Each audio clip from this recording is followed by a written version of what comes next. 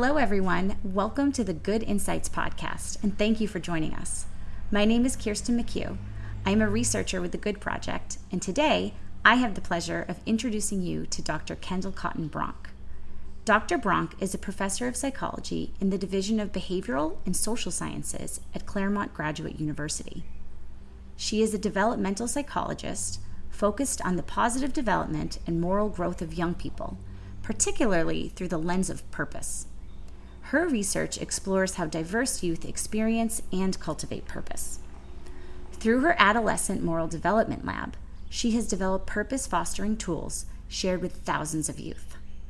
Dr. Bronk has helped define the exemplar methodology to understand what is possible in human development. She teaches graduate courses on positive development and qualitative methods. She holds degrees from both Northwestern and Stanford, where she also completed her postdoctoral fellowship with the Stanford Center on Adolescence.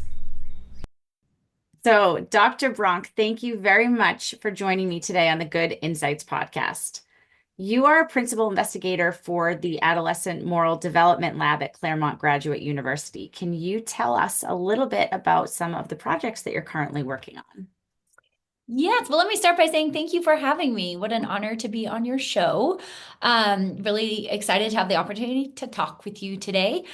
So I run the Adolescent Moral Development Lab. As you said, we have several different projects underway. One of them is looking at purpose and how we can implement it in the classroom.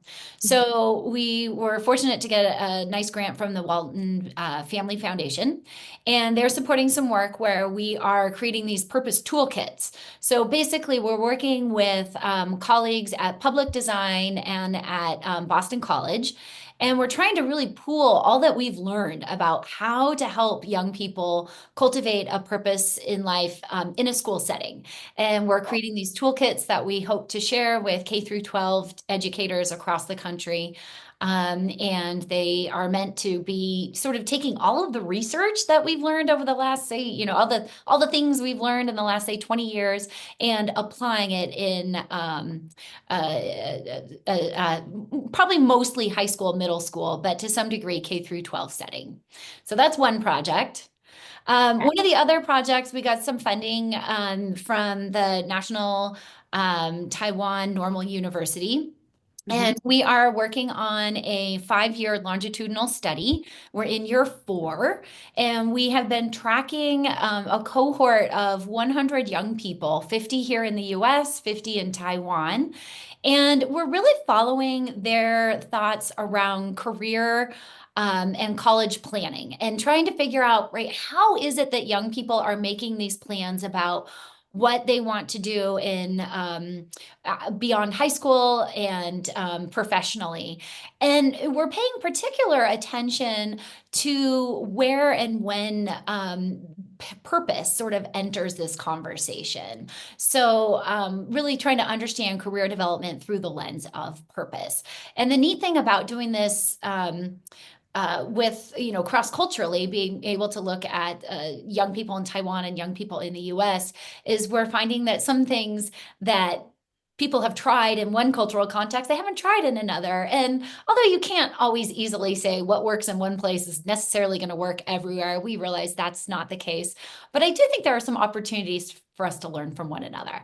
So that's been a fun longitudinal study that is currently underway. And then the third project that we are working on is looking at, we got some funding from Templeton Religion Trust, and we are looking at patience in the pursuit of purpose. And so this was a larger grant made to Baylor University. So there's scholars at Baylor, scholars at Wake Forest, and then scholars here in Southern California, both at Claremont Graduate University, which is obviously us, and at UC Riverside, which is just down the street from us.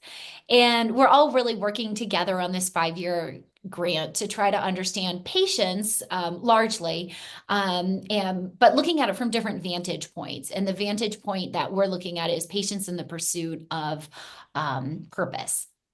So, Okay, cool. yeah. Okay, so I want to get into maybe a little bit of each of those, but taking a step back, How do you define or like operationalize the word purpose? Because I think there's a lot of room for interpretation. I actually saw that you had a recent paper just on this topic, and I'm curious about how you would explain it to people who maybe don't have as much experience in the field. Yeah, well, I'm glad you asked because I think this is an area in the field where we as researchers have some work to do. There are different conceptualizations of patients. And so when I talk about purpose, I'm talking about a very particular conceptualization. And let me lay that out for you here. When I talk about patients, I'm talking about this really sort of working towards a long-term goal, Mhm. inspired by a desire to make a difference in the broader world. So, if we take that apart, I think there are sort of three components of this definition that are important to highlight. The first is that the pursuit of goal of purpose, it is like a pursuit of a goal. There is sort of this higher aim or far horizon, sort of long-term aim that you're working toward. It may not be a goal that's ever fully achievable, but it is a goal towards which you can make some progress. So I think that's the first part of this definition that's important to highlight. The second part is that it's a goal that is really personally meaningful. In fact, it matters so much to us that we're willing to dedicate our time and our energy and our personal resources in making progress toward it. And so this means that a purpose in our conceptualization is not just something that we dream about or think about. It's something that inspires us to act. And so I think that's an important point. The third part of this definition is it's a goal, as we said, and it's a really personally meaningful goal, but it's also a goal that is inspired by a desire to make a difference in the broader world. So Yeah. we're not acting out of just self-interest. So, Mhm. right, if you were said, I just want to be rich and famous, because what a fun and easy life that would be, right? We actually Yeah. say that doesn't qualify as a purpose for your life. That might give your life meaning, but it's not a purpose. A purpose has to be inspired by a desire to contribute to the broader world. It's the way we sort of want to leave our mark. That's really helpful because I think a lot of times people confuse the word purpose and passion and something, an enjoyment. Like we have that a lot on the Good Project when we talk about engagement. And we talk about it being if we're giving a short answer, it's something that's personally meaningful. But I think that that part about it having to contribute to something larger than yourself and to society is such an important part that gets missed sometimes when we're just using the word, more conversationally. I think that's right. And I think that the interesting thing is that they've done some studies where they ask lay people, what do you think about when you think about a purpose in life? Yeah. And most of the people tend to note that it is their desire, it is their way they will leave their mark, they will make a contribution, they will give back. So it's kind of interesting that I think for most lay people anyway, that's really core to this idea of purpose. But yeah, I think it in some ways it's easy to drop that part because Yeah. in our research studies, it's tough to operationalize. Um, Yes. and so, but we have come up with some ways that work. So I think it's important to keep that sort of beyond the self dimension front of mind as well. Definitely. And how did you become interested in studying purpose? How did this start for you? Yeah, good question. So I was right out of I was in grad school and I was interested in studying moral development. Mhm. I was always really curious about, how people just have this crazy like potential to be so good and to like give up you think of people like Mother Teresa, right? To give up everything in service of others. And yet people also have this potential to be so bad and to do such horrific, awful things to one another. Angel and the devil on our shoulders, right? There you go. Exactly. So this idea of moral development just really interested me. And while I was in graduate school, I was lucky enough to study with Bill Damon at Stanford. He had the opportunity to conduct this really early first study of purpose among young people. So there had been a bit of research looking at purpose among adults, really just a little, though, Carol Riff and a handful of others looking at purpose among adults. But Bill Damon launched the first study of youth purpose. And I just found it to be such an exciting topic. I was interested in, like I said, moral development. I think with this beyond the self dimension, there are some important moral dimensions to keep in mind. I was interested in positive youth development, what helps young people thrive. So purpose, it just, my research was sitting down and talking to teenagers about what matters most to you and how do you want to leave your mark and how do you want to make a difference. And it was so inspiring. And here I am 2 decades later, really still hung up on the same topic, looking at it in different ways and thinking about it in expanded ways. But still, I just am really enamored with understanding what gives people's lives purpose and what difference it makes to lead a life of purpose. That is so cool. I know when you find it's like you found your purpose in purpose.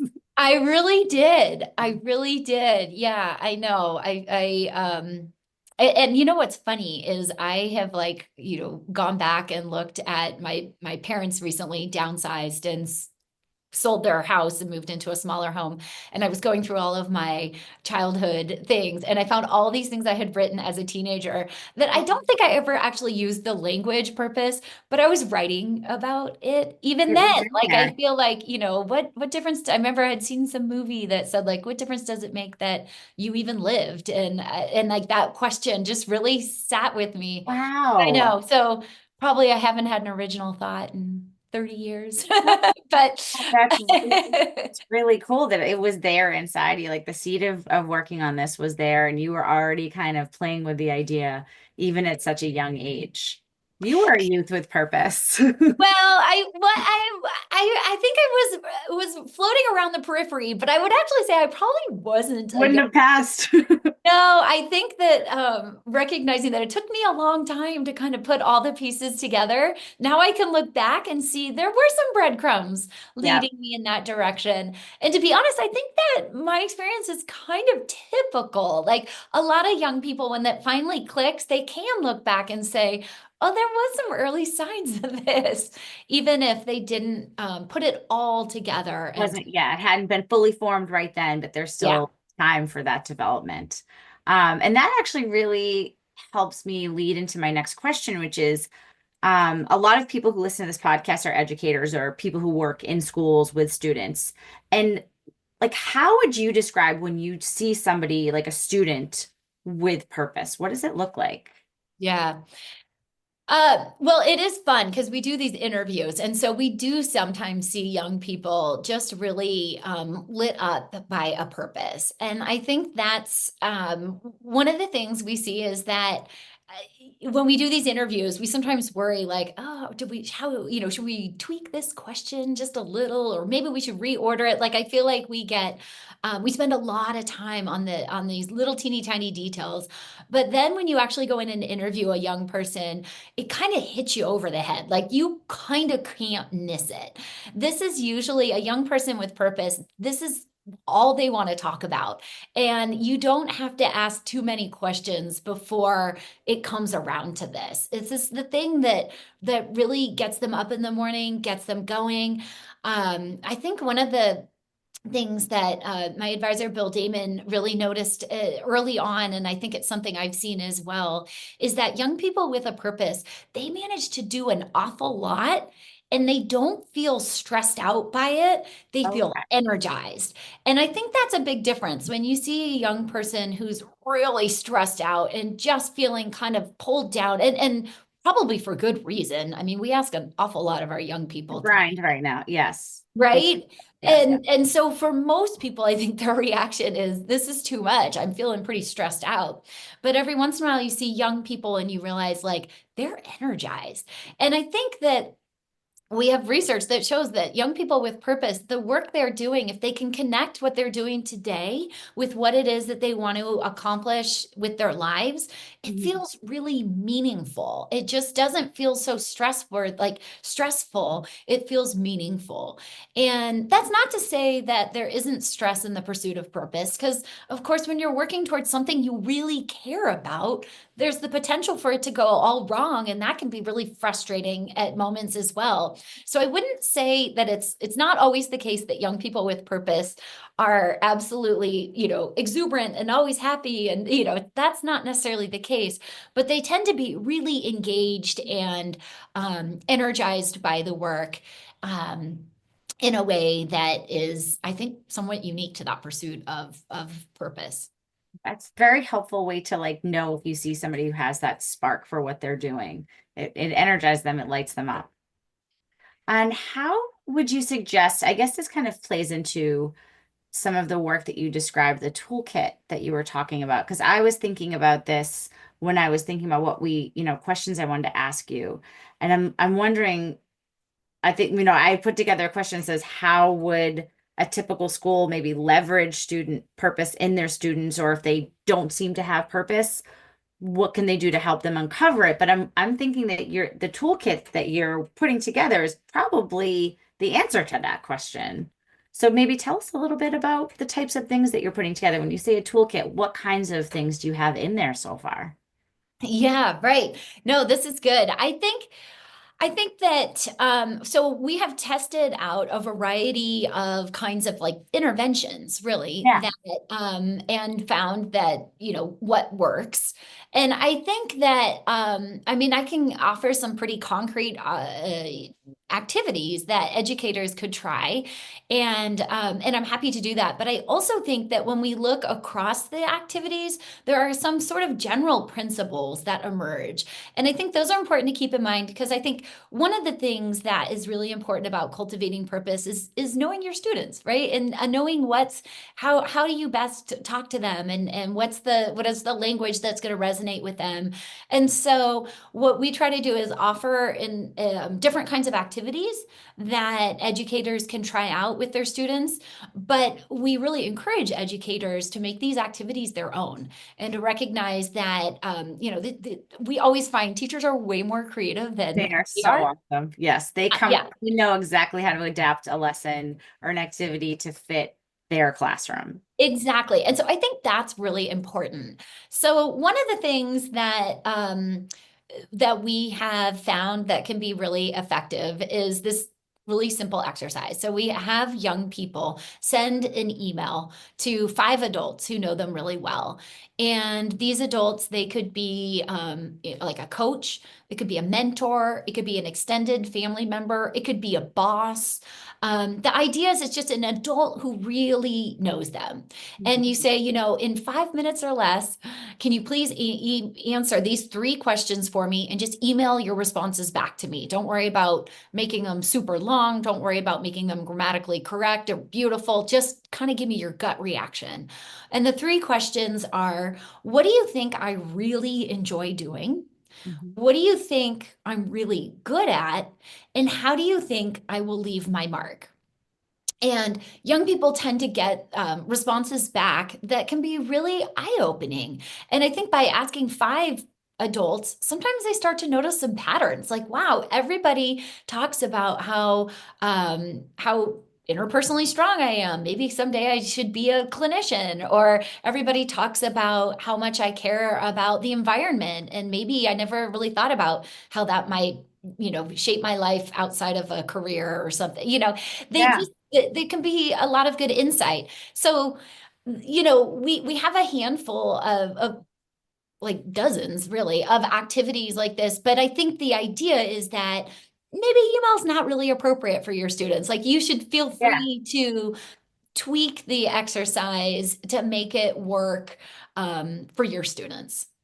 That is so cool. It's almost like teaching them how to be like little mini researchers about themselves. And a Yes. good sample size. Look for some patterns in the data that you receive. That's really cool. And what a fun activity for them. How old do students tend to be when they're doing this? So we think about really the beginning of the development of purpose coinciding mostly with the onset of adolescence. Okay. So a little bit in middle school, more so in high school. I think there's some more real active engagement in figuring out both issues of identity and related issues of purpose, and even into the college years. I mean, I think that it's we think about purpose formation being really kind of inextricably intertwined with identity development. And identity development tends to begin at the onset of adolescence. And of course, identity development never is over and done with, but it sort of recedes as sort of the primary developmental task somewhere in the, college years or soon thereafter. And so I think the reason that purpose is so connected to identity is just as we ask ourselves those identity questions, like who am I and who do I want to become? The answers tend to be kind of tangled up with purpose questions, which are like, what do I really want to accomplish in my life? How do I want to leave my mark? And so I think for children, there are things, and we actually have another project. It's a smaller project, but we're looking at the antecedents of purpose. There are things that we can do before adolescence to kind of help set the stage for purpose development. But children, they can't really engage in that hypothetical deductive reasoning where they can really imagine, like, what would my life look like if I pursued this aim? Uh, Yeah, yeah, so we don't really think makes about sense. purpose development much prior to adolescence. That is really helpful. I think that's helpful also for educators and for people working in schools to keep in mind, like what's developmentally appropriate for their students and where their expectations should be set. Um, I think the next question I have is why is purpose important in education? Like, what does it do to serve not only the individual, but the larger community or society? Because I can imagine there's a lot of people out there that want to just say, we should just be teaching more to we need to get the test levels to, up. We need our school scores to be up higher. We don't have time for the extras or unfortunately, and if you're dealing with a school that's really struggling, that's not for our students right now. But why would you argue that maybe it's for that they should be doing this or that they can do it? Good. Yeah, I think that's a good question. And in my mind, the whole purpose of school is to help young people figure out what their purpose is and to equip them with the skills that they need to make progress towards that purpose. So, like I said, purpose isn't only benefit individuals, it does benefit individuals. Leading a life of purpose is benefits you, psychologically. There's all these indicators of physical health. People live longer, right? So there's all these individual benefits for sure. It also benefits academically and professionally. So people with purpose tend to be more resilient, right? Better able to kind of bounce back from the struggles, grittier, better equipped to kind of stick with the hard stuff. They feel more efficacious, like I can do this, I can make. So there are all these benefits for the individual, but also the broader world benefits.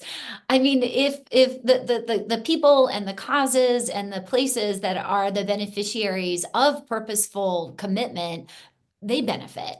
And so I think if that education devoid of purpose is like, well, to what end? Right? Yeah. To what end are we engaging in all of this testing to the, teaching to the test? I think that we want to think about it. And I think educators should be thinking about this. What is your purpose of being in the classroom? What is it that you hope to accomplish? In addition to creating student focused toolkits, we're working on educator focused toolkits. Like, Oh, what is it that you're hoping to accomplish in here? And why? And so, to be honest, I can't really picture how we could go through teaching day after day without thinking about to what end, like, right? I mean, I think that as educators, most of us, I think of myself as an educator. I am an educator. We really do want to help develop students to be productive citizens. We want them to be able to take care of themselves and also to contribute those skills and talents in ways that are personally meaningful to them to the betterment of our society. And so I think that it's incumbent upon educators to think about what is it that they're trying to accomplish and how can they help students accomplish what matters most to them. And so certainly learning the skills of math and English and history, all of those are essential to the pursuit of just about every purpose in life, but not reflecting on what the larger aim is. seems detrimental and almost impossible. Like I think it's like when they say you can have a school and not teach character. I mean, it's just not teaching it is teaching it. There you go. That's true. I haven't heard anyone put it that way, but I would definitely agree with that. It's teaching something. Um, Something that we were talking about as the Good Project team, we had a meeting today and we were talking about a question that had been posed to us, which was we were talking about what good work is, and somebody said, is somebody doing good work because they're a good worker, or is it that they have a good job? Does it make it easier to do good work because you have a good job and that helps? So I was thinking about it in terms of purpose before we started talking. I was thinking, is it that somebody brings purpose to their job, or is their job or their aim particularly purposeful? What a good question. I like this. I think I would say it's elements of both, right? I Yeah, mean, I think that we find that there's been some really interesting research looking at purpose among physicians, right? Like yeah, a lot of people say, I want to become a doctor, and a doctor is like a good job, right? There's the potential to really help others and to do a lot of good in the world. But the truth is, if you actually interview physicians, they have all kinds of motivations for becoming doctors. Sometimes yeah, they say, yes, I really enjoy helping people heal. I'm good at math and science, and to be able to use those skills in a way that improves somebody's life is so purposeful to me. yeah, And so they may approach that job in a really purposeful way, but not always. I mean, you interview other physicians and it's like, do you see the car in the parking lot? Like everybody kind of looks up to me. I make a lot of money. Right, there's lots yeah, of reasons. So I wouldn't be surprised if you found higher rates of purpose among people in helping careers like medical careers or education oriented careers or social work kinds of careers. yeah, Because those jobs in part do lend themselves to helping and serving others, but not across the board. And I yeah, do think there have also been interviews with orderlies at hospitals. And some orderlies, I mean, they're doing janitorial work. By its nature, that's not particularly purposeful. And for many of them, it's not. This is the job I could get. I live near the hospital. They paid an extra few dollars an hour. So I yeah, took it over working at, McDonald's, and this is where I am. But there are some that they interviewed in this, and they were saying, the orderlies were saying, I work on one in particular was saying, I work on a ward where many of my patients are not conscious, and they're in a coma. But I just wonder if they can't see or hear me. So they would do things like talk to the patients when they're in the room alone and move the art around on the wall, saying, maybe they can see it. And you yeah, ask them, and they really see themselves as part of the medical system, part of the healing team. And they'll yeah, say, no, no, no, I came to the hospital. I could have cleaned anywhere, but I wanted to be part of something bigger, part of making people well again. So, and again, that's not a job that necessarily seems it conducive to purpose. So I do think people can bring purpose to just about anything they do, and plenty of jobs that might seem really purposeful are not necessarily. It's really the why more than the what, yeah. and you can bring the right why to a just about any job. I don't know if I could say, maybe someone could think of some Oh, job. I know. There's always someone to be Yeah, somebody. there's always some if you're causing harm or something, but Yes, yes. um but I think it's really that Cool. why you're doing what you're doing, how you orient to the task more than Yeah. just the nature of the task. Thank you. Because we were talking about that and I was thinking that's kind of how where we had gotten with it with what does it mean to do good work, and can you do good work in any profession, or does it really only fit in like the profession, the typical professions? Can you do it in other types of work? Can you be, you know, working in something that isn't quite so, it doesn't have a standard of ethics, like can you be ethical worker then? And we were having this conversation and we were like, you know what, I wonder about purpose, because that kind of has a similar it can go down the same path. So that was great, thank you so much. Yeah. And then I was wondering, you talked to also, I wanted to get back to that longitudinal study you were doing with the group in Taiwan. And you said that there were some things that one society tries, the other one hasn't. Can you tell us a little bit more about that and some of the takeaways from that? Because it's so interesting. We're such different places and such different societies, and yet we're all trying, we would all really probably like to have more purpose and career Yeah. planning and ready and thinking about that. We all want to help our young people. And so if there are things that we can learn from each other, it'd be interesting to hear what your takeaways are and what you're thinking. Yeah, yeah. Happy there's so many ideas that I almost don't know where to start. I mean, one Yeah, of and I don't want to steal the whole paper because I know that's going to be Oh coming no, up that's in okay. study, but We'll get it. We'll get it out regardless. I think one of the things that we're grappling with a little bit is just a big significant cultural difference around filial piety. So in the Taiwanese culture, children are really expected to act in ways and to excel in school because it brings pride to the family. And Mhm. so we have been struggling a little bit with, is that beyond the self? You're doing it for the family rather than for the broader society. And I think it is. You're not doing it just for yourself. It's not bringing personal glory necessarily to you, but to your parents. And so you're honoring your parents and that's part of pursuing your purpose. And I think one of the things that we do more so in the US is there's lots of community service. Pretty much all teenagers today have done some sort of volunteer work in the community, some sort of service learning project. Um, and that's not a big part of the Taiwanese culture. That's just not where they are. And so I think it's really interesting. Purpose can look quite different. This idea of really bringing pride to your family versus going out and contributing to your community. And maybe there are opportunities to learn from one another there. I know our Taiwanese partners were like, huh, what an interesting idea to have to teach young people that they actually do have a responsibility to their community and that they could be doing good things, volunteering their time. And maybe good for us to think about too. We have in this cultural context, we have so many subcultures, and to make sure that we're recognizing purpose in all of its forms, purpose to one's family through filial piety as well.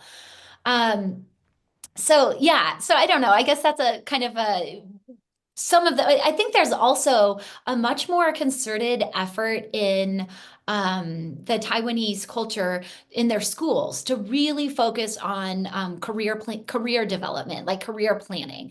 They start taking all kinds of tests early on that help them identify their strengths and their weaknesses and sort of start gearing them towards particular career paths. Mhm. And I feel like we could possibly benefit from that. We don't really give our young people much guidance when it comes to picking a college major. So I think we could learn something from that.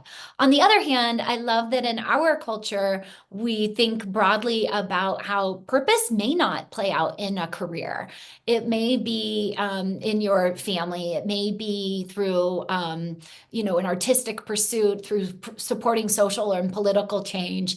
And so I think it's been kind of eye-opening for the Taiwanese to recognize like, it's not only a career pursuit. I mean, we are sort of particularly focused on career pursuit in this project, but recognizing that we have young people end up being involved in conversations about purpose that have nothing to do with careers, but with other facets of their life. So Yeah. anyway, I Well, don't know if yeah. that gives you some ideas. It does. No, it does. I think it's always helpful to get a little bit of a different perspective on these things. For those people who might be having a hard time finding their purpose, or to just know there's more than one avenue to go Exactly. and to think about it, I think is a really helpful and useful tool. Yeah, I So in agree. keeping with tradition, we always ask our podcast interviewees to share one piece of media, a book, a movie, a poem, a song, whatever comes to mind that you've turned to in the past or more recently for inspiration. Yeah, I love this question. And I have to say, I kind of spent the weekend, I've been doing so much reading. I feel like there are so many wonderful things I could draw on. But I think in the spirit of purpose, because this might be an opportunity for people listening to the podcast too, I can't help but reference Viktor Frankl's Man's Search for Meaning. It is an amazing book.